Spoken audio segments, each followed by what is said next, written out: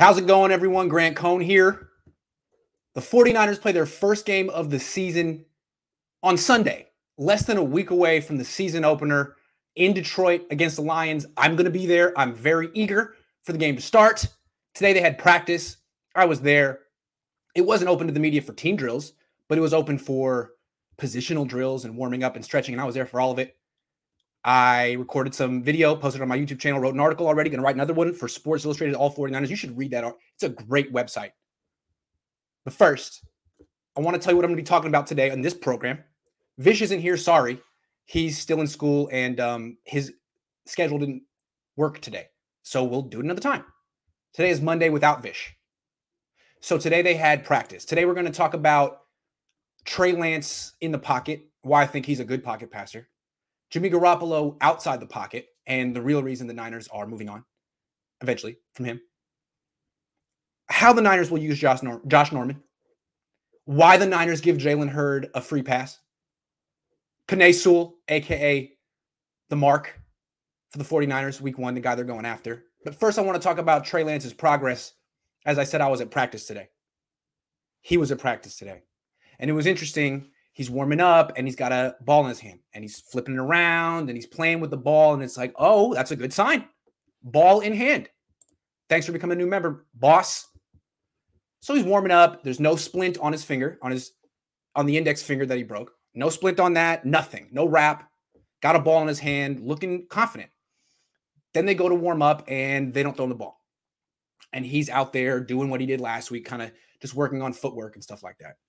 So let's analyze this. Not a lot to unpack, but it's important. First, it's progress. It is certainly progress. There's nothing on his finger, and he was holding a ball. That's better than last week. So that's a good sign. Definitely a good sign.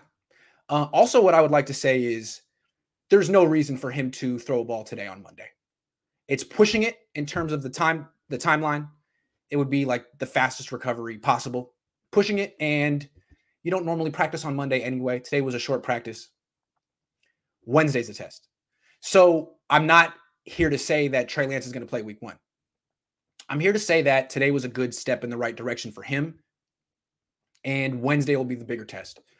If he's not throwing on Wednesday, that's an indicator that he's probably not going to be starting week one. Now, what's interesting is the Niners could hold him out of practice all week and then bring him in the game as a Taysom Hill runner. I don't know what Kyle Shanahan wants to do. Clearly, he wants to have the element of surprise, because one thing that the Lions have, which dawned on me today, the element of surprise. New coaches. Hard to scout a team that has new coaches. You don't know what their scheme is going to be. You don't know what their tendencies are. They didn't show it in preseason. So the Lions have that on their side. Remember, Tom Sula won his first game. Chip Kelly won his first game.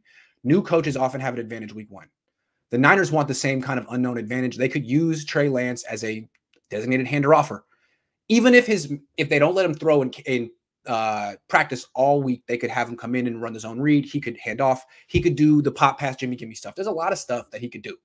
So I don't know if we're going to know whether he's going to play until the game's actually starting. But if he's not throwing by Wednesday, he's probably not going to throw much in the game. So we'll have to wait until Wednesday to really get an indicator. Today was a step in the right direction. I think letting him throw today would have been irresponsible. There's no way he was going to throw in this thing. I don't think the fact that he wasn't throwing today is an indicator that he's not going to play on Sunday. And the fact that he wasn't throwing today isn't an indicator that the fact that he improved a little bit isn't an indicator that he's going to play on Sunday either. Wednesday's the test. Just wanted to make that clear. Anyone out there trying to say that they can read the tea leaves on this one, they can't. We'll see what happens Wednesday. He's progressing. We don't know how quickly. So it's good that he's progressing. Let's move on, though. If Trey Lance is healthy to play week one, he should start. I know a lot of people feel like, well, he needs to get better in the pocket before he's ready to start. That's true to a degree. I'm really an advocate of getting the quarterback outside the pocket as much as possible, because that's what the big plays are. And pass protection is just worse and worse every year. But still, at least 50% of your throws have to come from in the pocket. Probably more like 75. At least 50%. So you can't be awful. And what we saw from Trey Lance is a guy who's, real quick, what is pocket passing? In today's NFL, it's mostly shotgun, quick pass, quick game. Get the ball, read the defense instantly, throw a quick pass, get yards after the catch. That's what pocket passing is. And if you're going to throw those quick passes 100 miles an hour, you're going to really struggle as a quarterback. They can't roll you out every time. So I understand people saying, well, look at how we threw those quick passes from the shotgun in preseason. He's not ready. Well, here's what I want to say.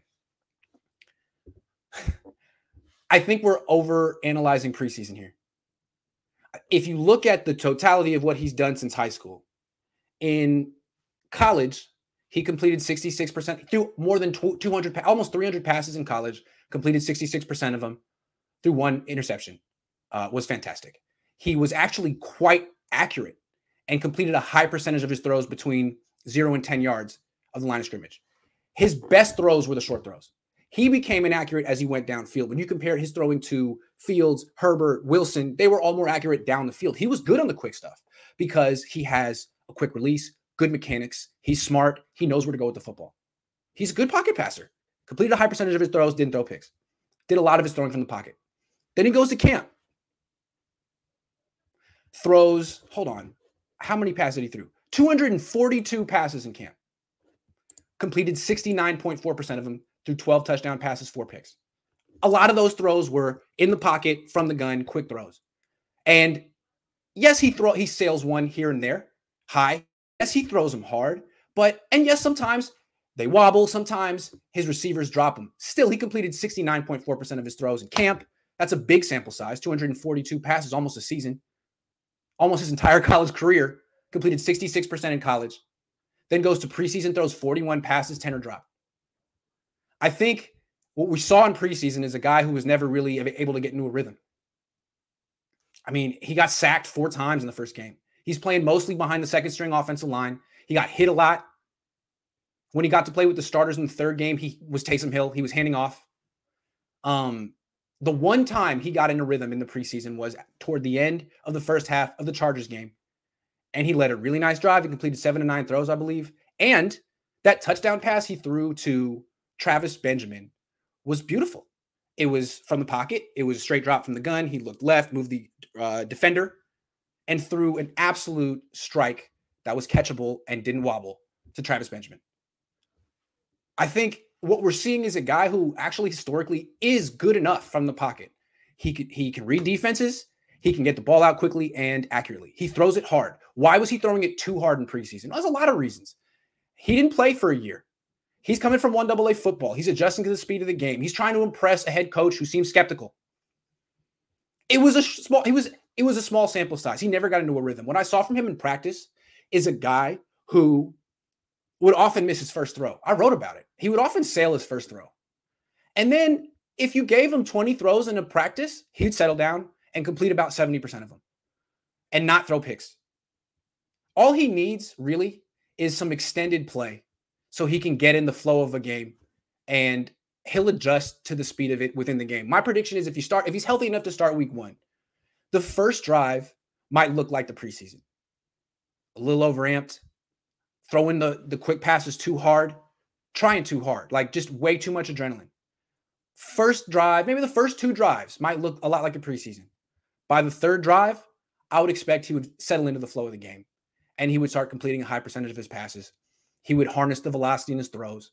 He'd be effective from the pocket. He wouldn't be great, but he'd be effective enough to keep the defense honest by throwing 50, 60, 65% of his passes from the shotgun, quick throws, just to open up the play action game. Because honestly, the Niners want to do as much running, zone reading, and play action passing as possible. The drop back passing game is just to keep the defense honest. That's your screens, your slants, your quick game, quick passes. Great. That's part of it. He's good at it. He was good at it in camp. He was good at it in college. He'll be good at it if you let him play for like 4 drives in a row with the same people. Let him settle into the flow of a game. Because here's what will happen. Even though he didn't play last year, even though he went to big change in the speed of the game, he's still the most athletic player on the field. And what he'll realize once he gets into the flow of a game is that it's not that hard. It doesn't have to be that hard. You running the zone read is going to freak out defenses. They're not going to have an answer for it. You're going to average 6 yards a carry easy. You're going to feel, Trey, that you're the best athlete on the field, that you don't have to make it so hard, that you can operate from the pocket. You're good enough. You can do it. And you can get out of the pocket whenever you want. And you can make any throw you want. Or you can run for the same amount of yards. Like you could throw it 30 yards or run for 30 yards when you get outside the pocket. You're going to realize that the game's going to be a lot easier than you think. They handcuffed you in the preseason. In the regular season, they're going to let you do whatever you do well. And I think he's going to show that he's good enough in the pocket to be a really dangerous quarterback right away. Give him a game. Let him settle into a game. Don't use him as Taysom Hill. If all he gets to do is hand off 5 times, run 5 times, and throw twice, he's going to probably sail those 2 throws. It's like you're asking a guy, like he's like Giannis, okay? Yes, Giannis can hit the 3, but it's not the best thing about him. You want to get him some dunks, maybe get him feeling confident before you ask him to shoot some threes. He's good enough in the pocket. We saw it in camp, saw it in preseason, in flashes, saw it in college. Let him start. Let him get in the flow. He's not going to improve. He's not going to get into the flow and improve his pocket passing by coming in every other play to run the ball or watching from the sideline. This is an issue that is only going to be fixed from playing time. It's an issue that has been created because he's not starting. Wasn't an issue in camp, wasn't an issue in college. It's an issue in preseason because you were jerking him around. Don't jerk him around in the regular season. Let him start. Let him show that he's the pocket passer you think he is. You thought he was. Because you didn't just draft him to roll out 100% of the time. He can do it. Good pocket passer. Is the rumor that Jalen is returning kicks? I can neither confirm nor deny. It's news to me. Easy Tino says, Lawrence, Jones, and Wilson are starting for their teams, but the 2 black quarterbacks selected in the draft are deemed not ready yet. No more excuses, NFL. I know. It all feels coded, right? Oh, he's not ready. He just doesn't understand the nuances of the game. That's a dog whistle. What do you mean he doesn't understand the nuances of the game? He's really, really smart. He's just young. He needs experience. He never got into a flow in a rhythm in the preseason. Actually, he did in the second quarter of the Chargers and looked really good. Let him play a whole game with the starters. I don't know. I mean, I hear what you're saying, man. And I've been thinking the same thing too. A lot of the discourse sounds coded and it makes me, I think that's why I'm so feisty about it on Twitter and stuff. I don't like the way some people's coded language, not everyone's, of course, some people's coded language on this. What's going on here, guys? Okay, let's talk about Garoppolo now. So I say Trey Lance is good enough from the pocket to keep defenses honest and allow him to do all the stuff outside the pocket that's going to make him special. Well, Jimmy Garoppolo is the opposite, right? He's a pocket quarterback. And historically in the NFL, if you're just a pocket quarterback and can't get outside the pocket, you can be great. You can be a Hall of Famer, never leaving the pocket. Tom Brady, Dan Marino, Peyton Manning. Historically, you're better off staying in the pocket than scrambling around everywhere. Better off to be only pocket than no pocket, right? If you're no pocket, you're Johnny Manziel. Fine. He's only pocket. Problem is, the way the NFL has evolved, if you're in the shotgun, the reason you're in the shotgun is because there's no time to throw. Let's go through the history of offense real quick. Bill Walsh in the West Coast offense, there was no shotgun. It was drop back passing from under center, 3-step, 5-step, 7-step. Why don't you see that much anymore? Because half the time, if you were to do that today, half the time the quarterback gets to the top of his drop, he'd be under pressure. Defensive linemen are so much faster and more explosive and better than they were 30 years ago. And offensive linemen are kind of the same. They're just bigger. So you don't have time to have a drop back passing game from under center. You have to get in the shotgun. If Bill Walsh were alive as an offensive coordinator, he'd have all of his drop back passing from the shotgun. You have to. Have to. That's because time in the pocket has gotten has lessened throughout the years. So now it's so short. Your time in the pocket is so short that all you can really do, you have to be really smart. You have to accurately read the defense pre and post snap instantly. Can't be wrong. Because if you're wrong, that's the pick that loses the game. You can't be wrong. You got to be right 99% of the time. And then you got to be really decisive. And you got to be really accurate. Essentially, you have to be a Hall of Famer. Because there's a million things that the defense can do to trick you. There's a million different coverages. There's a million different things. And basically, you're at the disadvantage. You have to stand still and deliver the ball in 2 seconds. And if you don't, then a quarterback like Trey Lance, Patrick Mahomes, Carson Wentz can get outside the pocket, Deshaun Watson, Kyler Murray, and extend the play, and good things can happen. Now your big plays are going to happen. But when Garoppolo doesn't get the ball out of his hands in 2 seconds, bad things happen. When he leaves the pocket, and it's not like a play action bootleg, it's not like Shanahan getting the entire defense to go this way while Garoppolo's on his own on doing a naked bootleg because no one could freaking imagine that he would keep the ball. When it's like, oh, pocket breaking down, here I go, I'm running. He had a couple nice runs in the preseason, but historically, he's awful. Like, historically, he'd be best off just throwing the ball away every time. Bad things happen when Jimmy Garoppolo goes off script, tries to improv. Now, he was good at that in 2017 when he first got here. Awful since. And if that's how you are, like if you're a liability once the play it gets extended and you get outside the pocket, that's terrible. You better be freaking Drew Brees inside the pocket if you're a liability like that out of it. And he's not. He's not Drew Brees in the pocket. He's Jimmy Garoppolo. Good Jimmy, bad Jimmy. And he'll make it look good. He has these really long drives, kind of like Mac Jones, kind of like Tom Brady, but the pick is coming. He can't lead the team. You can't trust him. You cannot trust him. And then when he gets outside the pocket, you really can't trust him. So that's why he's getting replaced. That's why Trey Lance is the future, and in my opinion, the present. I don't see how you win with a quarterback like Garoppolo, who's that limited and mistake prone. If you could guarantee, if he would throw half the picks that he threw, he'd be fine. But the other thing is like, okay, so the problem is he doesn't make the quick decision. He doesn't read the defense. He's not a cerebral quarterback. So if he gets fooled and needs to hold the ball, two things will happen. One, he'll get intercepted or fumble or get hurt. The only pocket passers that can't move, that survive, are the ones that just have seen everything and are just basically Hall of Fame players. Phillip Rivers, Drew Brees, Hall of Famers. And when they can do it, when a guy can dice up the defense from the pocket without moving, you're like, wow, that was really difficult what he did. It is. It's really freaking difficult. And Jimmy's not that good at it. And there's nothing else he can do. So that, I mean, why does he get hurt? Because of that. Because the pocket doesn't exist. It's gone in 2 seconds. And you're either the smartest quarterback and you're just a surgeon from the pocket, or you're Patrick Mahomes, you can get out. Or you're Russell Wilson, you can get out. He can't do either. So he's an injury waiting to happen. He's an interception waiting to happen. Even if he has 3 good drives in a row or 3 good games in a row. He's inconsistent at best. He's serviceable at best. Okay. That's why he's the second best quarterback on this team. Justin says, will Lance be hit more or less than Russ this year? Assuming Lance starts, that is. I don't know, man. I don't think he's starting. I'm going to say, man, that's a good question. It better be less. Freaking better be less.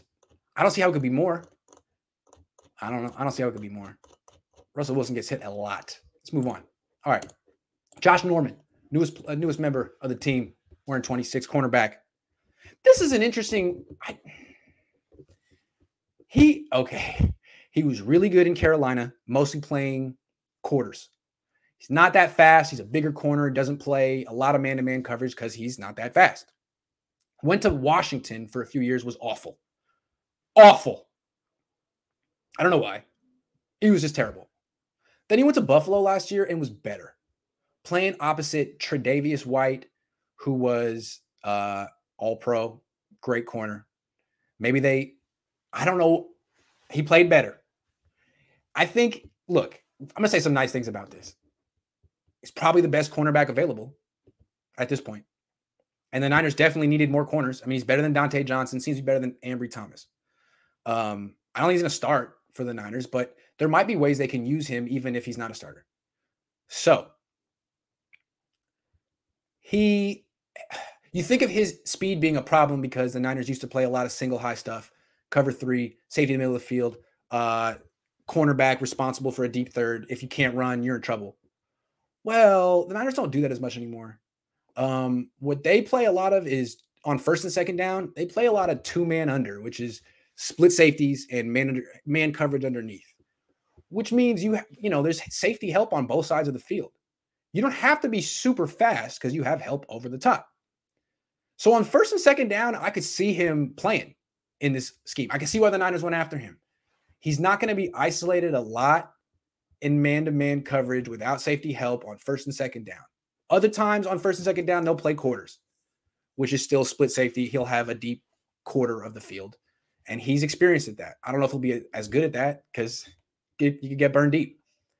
But that's how they'll use him. The question I have is on third down. On third down, the Niners are different. They all of a sudden become a pressure, a blitzing defense, even though they have Nick Bosa. This is how they were in 2019. What they do is on third down, they'll bring a fifth guy or six guys, and they'll play bump and run coverage on the outside with a safety in the middle of the field, one safety deep. And they're basically trying to get the quarterback to make quick, low percentage throws down the field in the face of pressure. That was Saleh's philosophy for the last couple of years, and it's what DeMeco Ryans is going to keep doing. So my question is, how does Josh Norman not get burned on third down? Because if that's what you play and the defense, the offense puts their best wide receiver across from Norman, and Jaquiski Tartt's in the middle of the field, is Norman going to get burned on those plays? Because the reason they don't want to play Embry Thomas is because he's getting burned on those kind of plays. I think Norman would. So I'm a little concerned about that. I don't know how he plays on third down, that style. I don't know. We'll have to see about that one. Maybe on third down you play Diamador Lenore instead. I don't know. But that's what I'm a little concerned about. I think if he's in the game, I don't know how much you can blitz because he needs safety help. He's not fast. Anyway, I think what the Niners can, he's not as good as Mosley. He's not as good as Jason Verrett. But maybe what you could do, how about this? Hey, I was thinking about this. When the Niners play a team like Arizona, and it's third down, and they put DeAndre Hopkins in the slot, maybe instead of having K'Wan Williams cover a man-to-man, you put Jason Verrett in the slot, and you bring in Josh Norman to be another outside guy opposite Mosley. You could use Lenore as well, but I think that would make sense because if I were coaching the Cardinals, I would put Hopkins in the slot all game, and I would go to work on K'Wan Williams because he's not good in man-to-man coverage. The way Saleh used him really was in zone and as a blitzer most of the time. So what I would do, I'd take him out of the game, put Hopkins in the slot, and force the Niners to put their best corner in the slot, and that's Verrett. That's a good matchup for the Niners. Just you got to do that, and then you can't put K'Wan outside. So maybe that's the plan for Josh Norman.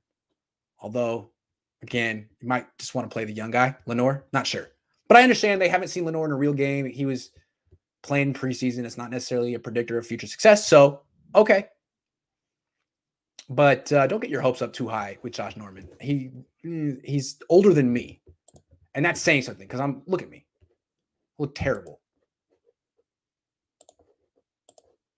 Okay, we got to talk about Jalen Hurd. Didn't practice today. It's kind of getting it's like a running joke now. Like, oh, guess what? You already know. Jalen Hurd not playing. My question is, why do the 49ers give him a free pass? And the context I have is Dante Pettis.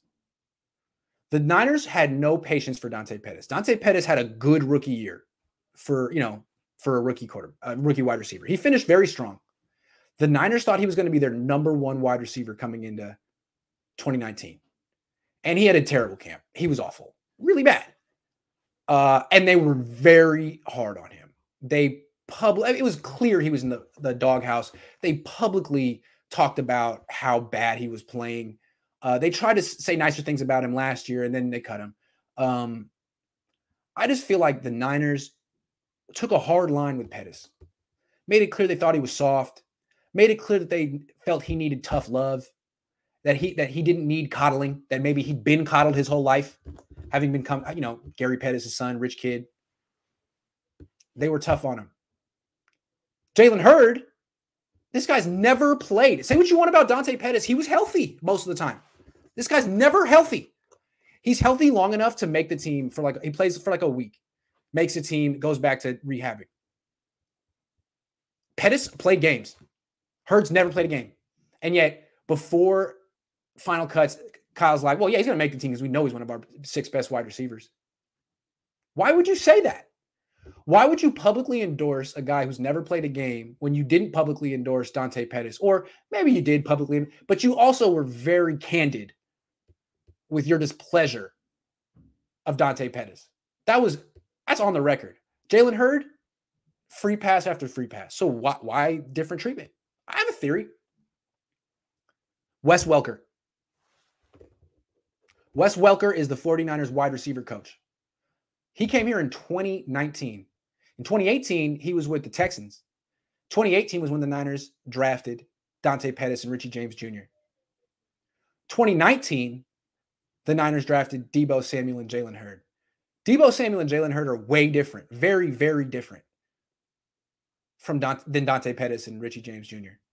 I think Wes Welker didn't like Dante Pettis. I think he looked at the wide receiver room and thought it was soft. And I think he saw Dante Pettis as the poster boy of it. And I think his contribution was to come to the team and say, we need much bigger wide receivers, tougher wide receivers, guys who can break tackles and run like George Kittle. And he changed the complexion of that room from guys like Pettis and Richie James and Marquise Goodwin to guys like Deebo Samuel and Jalen Hurd and Jawan Jennings and all these tough guys. I think that's a Wes Welker thing. What you don't understand is that the Niners position coaches are also their main scouts. They all watch hundreds of players. They all watch all the players that the scouts watch, give full reports, and I think their reports are weighted as much or more than the scouts. So Welker likes Jalen Hurd. Welker probably gave him a good report and advocated for the Niners to draft him. So he's going to make himself look right. His first impression of Pettis most likely was, I don't like this guy for these reasons. I like Hurd. He's different for these reasons. So Hurd has his advocate in the room. Pettis didn't, in my opinion. So it's tough to flourish when you don't have someone who's in your corner. Now, the problem is once you leave your first team and you're waived and you're, floating, you're a journeyman throughout the league, now no one's in your corner. Pettis, no one's in your corner anymore. And maybe you don't deserve it. I mean, you blew it. But Hurd gets these passes because of Welker, I think. That's what I think. And I think it's pretty whack. Wes, these people. Have you noticed a lot of people in life just are more interested in being right than getting things right? I want to be right. I said Jalen Hurd was going to work out. Let it go. Feels like he's kind of playing the organization. It's like they all want him to work out, so he's going to, do the bare minimum, keep collecting checks. It's not his fault that he's hurt. If they want him to be here, he'll stay here. But I don't know. Free pass, I think it's coming from Wes. I think it's pretty weak. Wes weaker. No, that didn't sound good. Anyway, that's how I read it. Last thing I want to talk about, week 1, a little look ahead. I was advocating for the Niners to draft Penei Sewell. Well, he's another guy who didn't play last year. He looked really bad in preseason. One of the worst first-round picks in terms of preseason performance. He's playing right tackle. He didn't play that position in college. And he's looking like he has no idea what he's doing. Like the techniques and footwork is new to him. That's tough, rough, because he's going to be going up against the 49ers. And I think this is a real opportunity for DeMeco Ryans to have a really good first impression as a defensive coordinator, as a DeMeco coordinator. I think the Niners can hold the Lions to 10 points. I think they can make this kid look sick. He's going to have to go from blocking Nick Bosa, Eric Armstead, D Ford, Samson Ebukam. I mean, his head's going to be swimming. Just when he thinks he's got a handle on Bosa, here comes D Ford.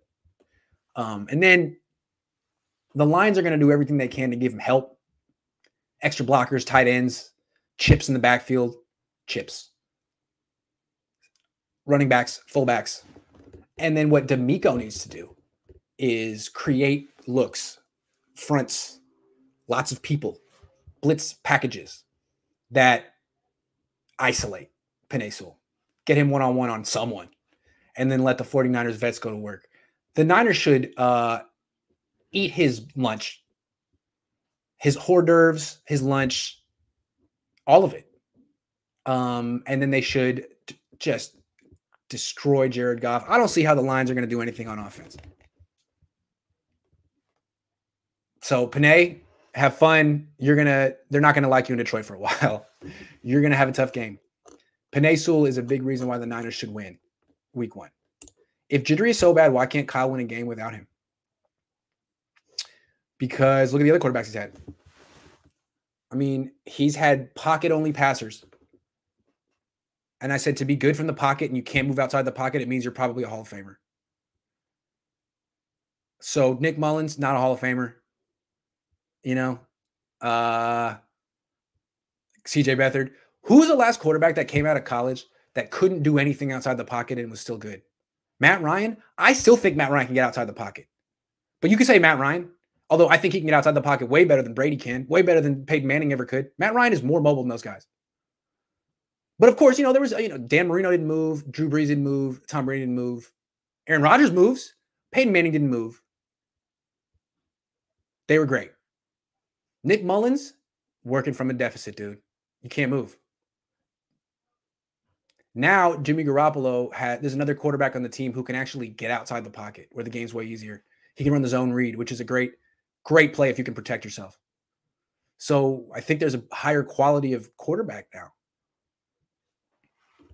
in the roster. I think what I'm saying is I think he can win a lot of games with Trey Lance. Did I not say that? I should have made that more clear. He's going to win a lot of freaking games with Trey Lance. Watch. That's what I'm saying. Going to win a lot of freaking games with Trey Lance. Hey, champ, how was the holiday? Hope you had a break. It was good. Didn't expect the Niners to have practice at 10:40 this morning. So I woke up. I was on the road out of Nevada City at 6:30 this morning. I was home at 9. I was at Santa Clara at 10:15. I'm tired. I'm a little tired. But thank you. I had a great time with my brother and my sister-in-law and my niece and nephew. We had a great time. They got a house up there that they just built, renovated, and we went to the Yuba River. We had a great time on the Yuba River, just floating around because it was like 100 degrees out there, but the river was cold. Man, that was fun. Good time. Then went out to dinner in Grass Valley, just a darling town. I had a lot of fun. Family time. Thanks for asking. Shout out my family. Justin says, Hurd over under 5 targets this week past the line of scrimmage. Hurd? Jalen Hurd? He's not playing, man. Kidding? Are you kidding? Jalen Hurd equals the Mandela effect. I don't even know what that means, but I feel you. I think. I don't know. Hurd actually looks like a football player, though. Pettis looks like a dude that would cash you out at Zoomies. Pettis looks like a soccer player. Jalen Hurd looks like a football player. But until he actually suits up and plays in a regular season game, not a football player. So I think Dante Pettis, even though he doesn't look like one, has more. He can say he's an NFL football player. Jalen Hurd shouldn't say that yet. You're not really an NFL football player yet, Jalen, until you play in a game. I'm just saying. Johnny says, Grant, you opened my eyes on the Jimmy Gimmies. Yeah. Yeah, Jimmy Gimmies. So, yeah, Jimmy's probably going to start week 1. And, I just don't think the Lions are that scared of him. You don't have to worry about the zone read stuff when he's in the game. You don't have to worry about much pocket movement stuff when he's in the game. You don't really have to worry about throws across the field outside the numbers or throws down the field. Now, most teams aren't like the Niners, don't have Fred Warner. They don't have great cover guys over the middle. And the Niners have George Kittle. They have guys who can win over the middle. But over the course of a game, when you know that that's where the ball is going, all it takes is one bad Jimmy play, and it's usually going to be 3 or 4, and there's the interception. And the linebacker picks it off. The linebacker Jimmy didn't see. Chris says, touche. Tobin says, Nevada City is nice. My in-laws live there. Hope it wasn't too smoky. Prediction. It was not smoky at all. It was gorgeous. I'd never really spent much time in the gold country. It was nice. I had a good time. No gold. Good time, though. Found some quartz, which is also nice. Just saying. Prediction on Lions Niners score. Like 27-13 Niners. It should be easy. Easy, dude. That team sucks. They're the worst. They had the worst defense in the league last year. They have no pass rush. Jimmy Garoppolo should be able to just chill. We shouldn't see like that Jimmy. We should just see like that Jimmy. Chilling. Chill in the pocket, Jimmy. Yeah, they're one of their starting wide receivers named like Khalif Raymond. Is that a real player? Is that a real person? I've never heard of that guy. No idea where he comes from. So I don't know about that. Then you got Jared Goff. I don't think he's very confident in front of the Niners pass rush. So, yeah. Ayuk fielding punts in practice today. I didn't see. I'm not allowed to say. Ayuk is still hurt. No, he's not. He's back. Sorry. Just kidding. False alarm. He's back. All right, guys. Khalif Raymond. Who is that? Okay. This is the end of the show. Thank you very much for watching. Tomorrow is the Players' Day off. I'll be here. So I'll be going live. I'll see you guys tomorrow and whatnot. I hope you found this entertaining and educational. Equal parts entertaining and educational. That's what I was going for. I got to take a nap. Thank you very much. See ya.